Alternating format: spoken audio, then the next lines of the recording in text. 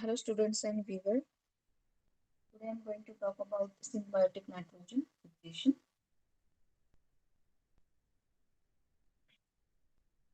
So what is this symbiotic nitrogen fixation? So symbiotic nitrogen fixation is nothing but what? The nitrogen fixed by the microorganism which are symbiotically associated with the plant or with the host. So that nitrogen fixation is called as symbiotic nitrogen fixation. Now, how microorganisms are associated with the plants? So there are various ways through which the microorganism they are associated with the plants. Some microorganisms they are developing nodules. Some microorganisms they are not able to form the nodule. So without forming nodule also they can reside with the hosts. Uh, for example, in case of azolla is one kind of fern which comes under pteridophyte, and on the dorsal lobe of a leaf of azolla, Anabina algae resides. So there is no question of any nodule. For example, take another example of rhizobium. Rhizobium, the bacteria which resides to the root nodules, and particularly the members of a leguminosae family in which this rhizobia are forming the nodules and they are present over there. Now I will discuss about this symbiotic relationship of dizotrophs. So in a two ways they develops relationship with the dizotrophs. First, say non-nodule forming diazotrophs, and the second one is nodule forming diazotrophs. So here, see, as I discussed right now, this non-nodule forming diazotrophs. So some diazotrophs, some microorganisms, they are not going to develop nodules, but they are present within the host. They are associated with the host. So such diazotrophs, they are called as non-nodule forming diazotrophs. Whereas the diazotrophs, microorganism, they develop the nodule and hence they are categorized under nodule forming diazotrophs. So which are those? So see here, Azotobacter, Bergeringia and Derexia. So these are non-nodule forming diazotrophs. So particularly Azotobacter, it is present in the roots of tropical grasses. Okay, Azotobacter, they are present with associations of roots of tropical grasses. Whereas the Bergeringia, they are present within the roots of sugar cane. Please do remember this is, let me take pen. So this is tropical grasses present within the tropical grass. Bergeringia, this is present in a sugar cane. I will write only the first letter of this thing. And Derexia, again they are present in the grasses. So likewise, they are present within the roots of these plants without forming any nodule. In case of C, non-nodule forming diazotrophs, the examples are here. Rhizobium leguminosarum. So particularly do remember the nodule forming diazotrophs. Whenever this nodule, this thing is coming. So nodule particularly formed in the plants belonging to leguminosae, or this family also called as Fabaceae, right? So which are those plants coming under this leguminosae or Fabaceae?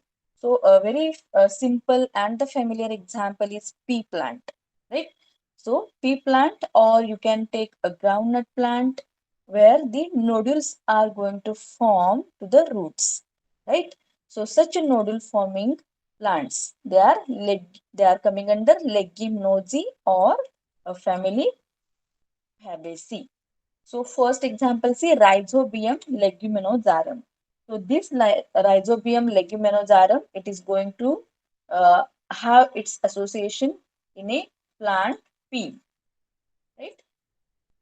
It is associated with the pea plant. Then Bradyrhizobium japonicum. So it is associated with the soybean plant. It is associated with which plant? Soybean plant, right? Then Azorhizobium colonodans. So this particularly bacteria, it is associated with Sesbania plant. Sesbania, it's one kind of a plant which is used also as a green manure. Sesbania. I will write only the first letter, Sesbania. Then Mesorhizobium caesari. So this, see, the species name caesari, it is given on the genus name Cicer areatum. That is nothing but a black gram plant. Cicer areatum, black gram plant. So this Mesorhizobium caesari, it is attached to the roots of Cicer areatinum. Then actinomycetes and frankia. So these actinomycetes again, see, associated with the uh, root nodules, right? They are associated with the root nodules, but they are associated with the non-leguminous angiosperms. The first four above, this is belonging to family Leguminosae, whereas this, it is non-leguminous plant, right? This associated with the non-leguminous plant, right? So actinomycetes and frankia, they are going to have their association in the root nodules of Caduriana. I have shown you the image of that Caduriana in my very first lecture, right? In a Caduriana, then it is also associated with the ulnus plant. It is also associated with the myrica plant. So these ulnus, myrica and Caduriana, these are non-leguminous plants, right? And above four, they are associated with leguminous plants. Pea plant, the first, second one is soybean, and third one is sesbania, right? And this Caesari, it is Cicer areatinum, that is black gram. Come to the next slide. Now, so how nodules they are going to form? So again, nodule develops. They are of two types. First type is ulnus type, and second one is myrica, or it is also called as Cadurina type. So see, ulnus type. What exactly ulnus type is? So ulnus type means when the nodule shows dichotomous branching. In my very first lecture, I have shown you the dichotomous branching of the cycas root, right? So they looks like the coral reef, and hence the type of root they are called as coralloid root, right? So here, such a dichotomous branching of a particular root, these nodules, you will going to see. And hence, this type of nodule, they are called as ulnus type of nodule. Whereas myrica or Cadurina type, where the apex of each nodule produces normal but negative geotropic root. Means what? We know that, suppose this is the soil layer, right? And roots always growing below the soil. Okay, this is positive geotropic, right? But in case of this, in case of myrica or Cadurina, the roots are develops normally as it is, means like this only. This is the normal structure of nodule, right? But instead of growing downwards, such a roots they are going to develop up. So that root they are called as what? This is negative geotrophic. Means structure is same, but only the root direction is not a positive geotrophic, it is negative geotrophic. So likewise, if such a nodule will be develops, then it is called as myrica or Cadurina type. Now what is the function of this nodule, right? So function of nodule is it facilitates the gas diffusion to the nitrogen fixing endophyte in the nodule under low O2 tension. See, so as I am explaining always, for the nitrogen fixation, we must have O2 free region. Means the particular cell will be absence of oxygen. So that again maintained by this nodule. It facilitates the gas diffusion, right? For whom? For nitrogenase activity. and hence it is written as it gives the particular it diffuse the O2 from the particular cell, and hence the activity of the fixing nitrogen is getting uh, very easy in a particular route. Now, here's the steps of symbiotic nitrogen fixation. So these are the 4 steps. First is establishment of symbiosis. Second, factor affecting nodule development. Third, mechanism of nitrogen fixation in root nodule. And the fourth one is energy and oxygen relation in symbiotic association. So these are very vast points again. So I am going to discuss only these first two in today's lecture in this PPT. Right. Next these two again. I have prepared these 2 points in another lecture because it's very vast. So see, establishment of symbiosis and factor affecting root nodule development. Now see, establishment of symbiosis. Again, it has 4 steps. See, so which are those? So here host specificity and curling of root hairs. Second one is infection of root hairs. Then nodule formation, and the last one is nodule development and maintenance. So these are the 4 steps. They are coming under which symbiosis. So when symbiosis will occur, when there is the completion of all these 4 steps, then only symbiosis is going to occur. So let's see one by one these 4 steps. Under what? Under the first step, under the first step of establishment of symbiosis. So see, before begin with the steps, I want to know you these diagram first so that we will get all these 4 steps. 4 steps, they are here in this diagram, right? So see here, this is the particular pea plant. Okay, image of the particular pea plant. And here see, this is the small portion apex of the root is highlighted over here in this region. And you will see again this apex of the root, it has, this is the small root hairs which is arises from it, right? So these are what? These are the root hairs, right? Now again root hair is magnified over here, and you will now see here these are the small see my arrows. So all these are what? These are the rhizobia, single rhizobium, right? So many, they are rhizobia, they are associated or they are come in contact with root hairs, right? Now, when this rhizobia come in contact with the root hair, these root hairs, they start curling, right? Means the very first, these, what we can say, action shown by the root hair is the curling of root hair. Means what? Curling of root hair, when it occurs, then only rhizobia is going to invade to these root hairs, and then it has the entry within the root hairs, right? So for getting entry within the root hair, see the next, this is the image here. Here it is written, an infection thread is formed through which the bacteria enters the root cell. Okay, means in a first step in this curling occur, in this step curling occur, and now after curling there is the entry path. So entry path is nothing but what? Infection thread.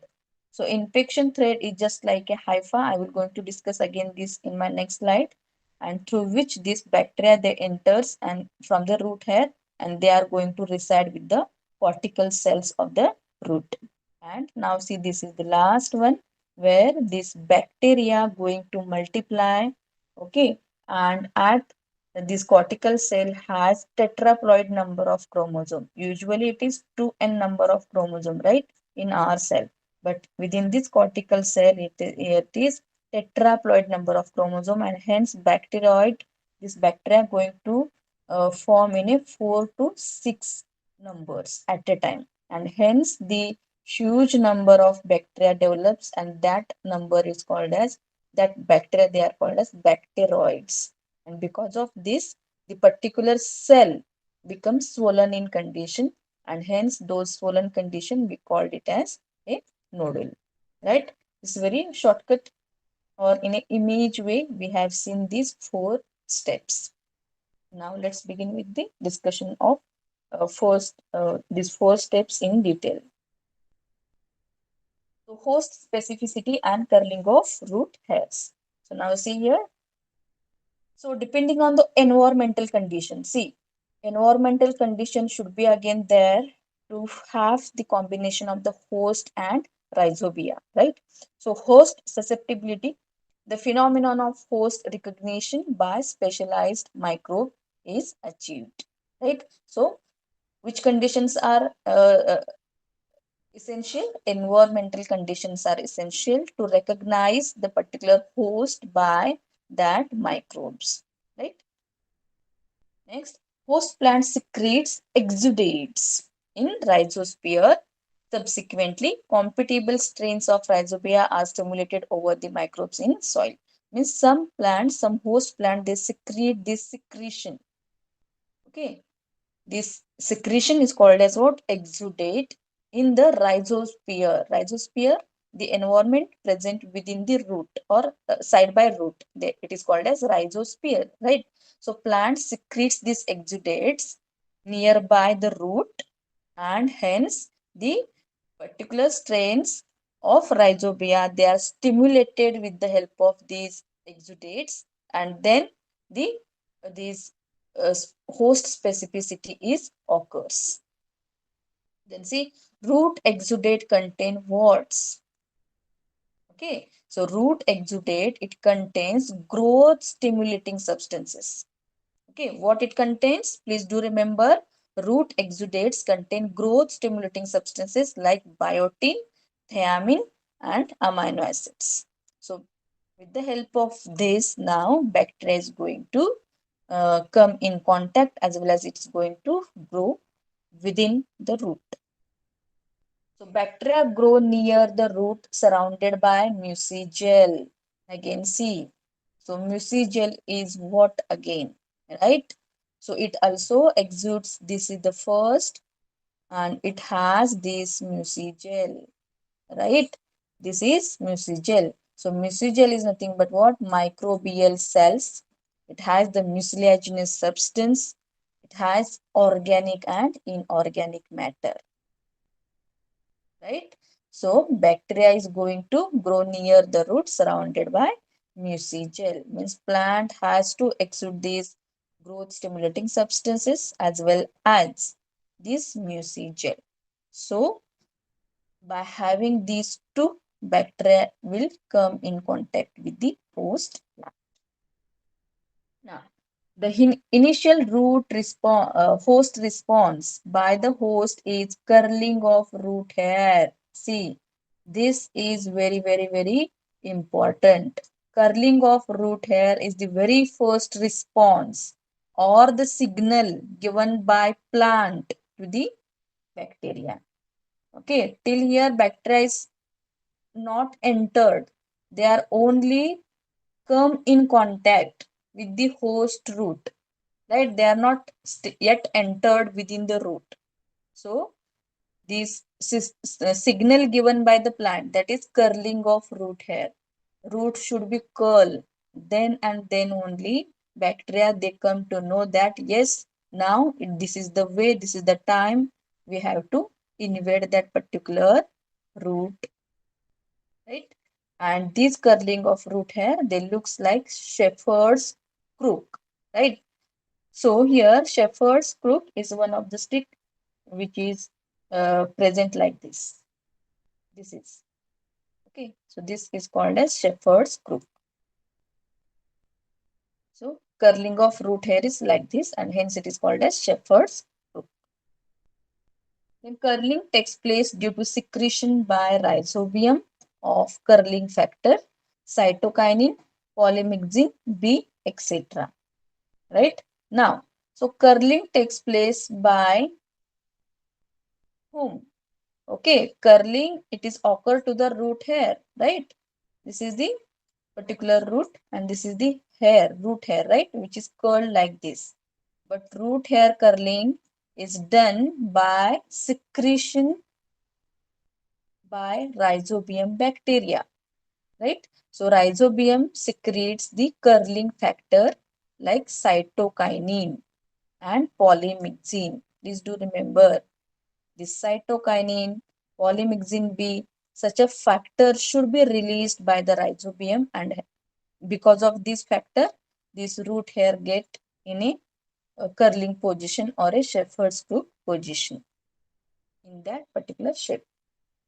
Now next point, see, infection of root hairs. Now, so rhizobial aggregates have been observed at the sites on curled root hairs, right? And root hair wall invaginates until it develops a tube-like structure. So here we know that this is the curled root hair. Curled root hair, this is because of rhizobium. It secretes the curling factor. And then now all these rhizobia, they are present within this curling. Let me take another. So this is the rhizobia which it resides over here. And root hair invaginates until it develops a tube-like structure. Means inside this should be develop a tube-like structure. Until that, it's going to the infect this particular root hair, right? So deformed hair are penetrated in the first stage of infection, right? So bacteria, they wants very easy way to enters within the root hairs. Okay, so already which is deformed one, so such hairs, they are selected by these uh, bacteria, right? Instead of having this curling and all those things. So deformed hairs are the first penetrated in a very first stage of infection, and about 5% of young root hairs develops a nodule. See, this is very important.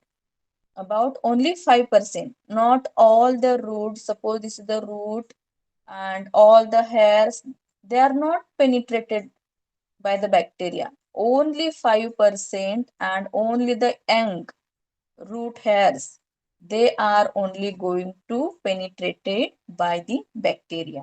So hence it is written only 5% of the young root hairs, they are develops a nodule, not the entire root hair. Please do remember. So following the penetration, a hypha-like infection thread is formed, right? So here, hypha-like penetration, suppose this is again the root hair. So here, let me change again. So here, hypha-like structure, right? Which is present within this root hair. This is hypha, right? So hypha is nothing but what we have seen under they studied under this fungi. So hypha is nothing but what? It is the thallus structure, right? So that is hypha.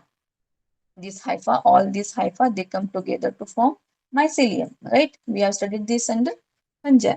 So such a hypha, single hypha-like structure is formed within the root hair, and from this hyphae, now rhizobia, all these rhizobia, they are get entered. Now see unique structure which contains a cellulose sheath deposited by host cell enclosing a strand of hemicellulose. Means suppose I will highlight this again with another color of hypha again. So this is the hypha. So it has the outermost sheath, that is cellulose sheath, and again it has the innermost layer. This is I'm talking about hypha only, right? So this is hemicellulosic strand or the substance. This is of outermost, it is cellulosic, and innermost is hemicellulosic. I will write only HC, hemicellulosic strand, right? And now here our bacteria, it is going to reside here inside to it, right? So likewise, bacteria, they are going to reside over here. Now, come to the next point. The infection thread grows towards the root cortex and spreads throughout the central part of cortex. So this is happening till here only. Means this rhizobia, they enters within the cellulosic and hemicellulosic strand, and then from here they are now moving towards which region? Cortex region. This is the cortex region of that particular root, right? So now here they are moving to cortex region. The next point, third point, it is nodule formation. So as the infection threads continues to grow through the root tissue, inner cortical cells are stimulated by the bacteria through growth hormone. See, so inner cortical cells stimulated by whom? Bacterial growth hormones, right? And to divide and form an organized mass of infected plant tissue which protrudes from the root surface as a visible nodule, right? Means signal again given by these cortical cells, right? By whom? By the bacterial growth hormone to divide itself. So cortical cells divide itself and they are going to form many cells inside it, right? Many cell inside it, and this mass of these cortical cells are very, very large in number, and hence it comes out, means it gives pressure to the outermost wall, and it looks like a swollen structure to that particular part, and it protrudes like this, and this protrusion we called it as a nodule. We called it as nodule. So see here, rhizobia released from the infected cell and transfer to cortical cells of nodule. Means infected cells of the root. Here from the root they are going to transfer to whom? They are going to transfer to cortical cells. They multiply thereby rapid cell division. Here see, cell division is very rapid, very fast, and ultimately occupy the major central portion of the root nodule. And the peculiar feature of the cells of central nodule is that, now see, this is the very important peculiar feature, what it contains. It contains tetraploid chromosome number. Okay, earlier in the very first diagram, I have explained this. It contains tetraploid chromosome number, right? And because of which the rhizobia multiply into 4 to 6 in numbers and finally become enlarged and pleomorphic to form bacterioids, right? So pleomorphic in various, morphic is morphological condition, pleo there are many. So morphologically bacteria, it appears as a swollen, irregular, star shaped, club shaped, branched or Y-shaped structure, right? So hence they are called as pleomorphic. They are in various morphological appearance, right? And hence they are called as pleomorphic. The size and shape of bacteria vary in different species of rhizobium. So please do remember this. Now, nodule development and maintenance. Now, yes, now nodule has developed, but now maintenance of nodules should be there. So, see here. So, maintenance is done by whom again? So, maintenance is done by the genes which are expressed by the plant as well as the bacteria. So, here see Legoche and Verma, they studied the rhizobium legume symbiosis. Legoche and Verma. So, they found that plant gene uh, and production of nodule specific protein during certain stages of nodule, right? So they term this protein as nodulin. Means this particular plant gene proteins should be there to maintain or for the development of nodule, and that protein they are called as nodulin protein. Simply, right? So the protein which required for the formation of nodule, they are called as nodulin. Now see, on the basis of functions of nodulin, they have been recognized or categorized into a three. So these are the three. So nodule structure maintaining protein. Okay, the structure of nodule maintained by the protein, they are referred as nodule structure maintaining protein. Second, bacteroid function supporting protein. Yes, nodule has developed, but bacteria again, the function of bacteria again supported. So this supported by this kind of protein, bacteroid function supporting protein. Then proteins, third C, protein expressed in specific nitrogen assimilation and carbon metabolism. So again see some protein that are expressed during the nitrogen assimilation and carbon metabolism, right? So first is for nodule, second is for bacteria, and third is for inner nitrogen assimilation. So likewise, these three nodulins are expressed or categorized, right? Now see, on the basis of structural resemblance, the nodulins are divided into, sorry, here it should be nodulins, not nodules, are divided into two, C nodulins and S nodulins. So C nodulins, it's C is for written the word, this alphabet given for common. This nodulin is common to all nodules. Hence the type of nodule comes as C nodulin. Whereas S nodulin is the nodulin which are species specific. Means in for particular species only such type of nodulins will develop. So such nodulin they are called as S nodulin. C nodulin they are common to all the nodules, but some nodules are there which are going to develop in a particular plant species only, and hence it is called as species specific nodule, that is S nodulin. Now see the last, this is second point of our steps, factors affecting nodule development. So see, there are many factors which affect formation and longevity of nodules in root of leguminous plants. These are see concentration of inorganic nutrients. Again, see nodule development, nodule is going to affect if the inorganic nutrients are less, right? And even it is going to affect if they are in more. Means a particular concentration of inorganic nutrient should be there to have the function of nodule in a proper way. Then say soil temperature. Soil temperature, see, so optimum temperature it should be between 25 to 30 degrees Celsius, right?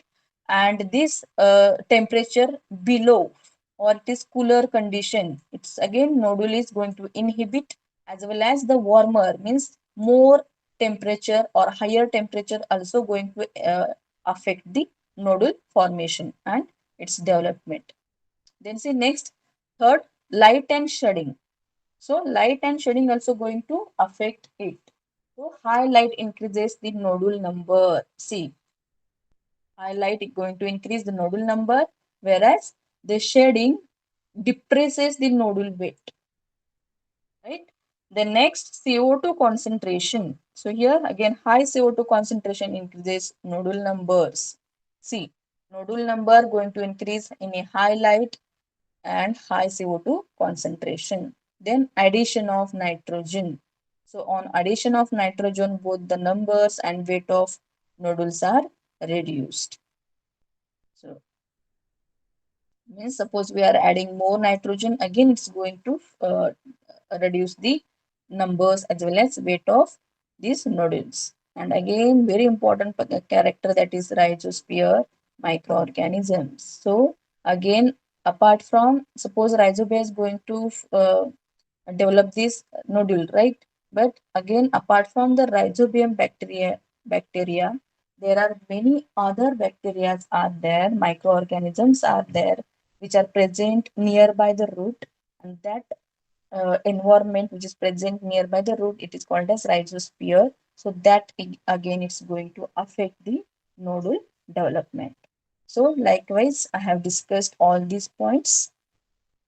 So thank you very much for patience listening.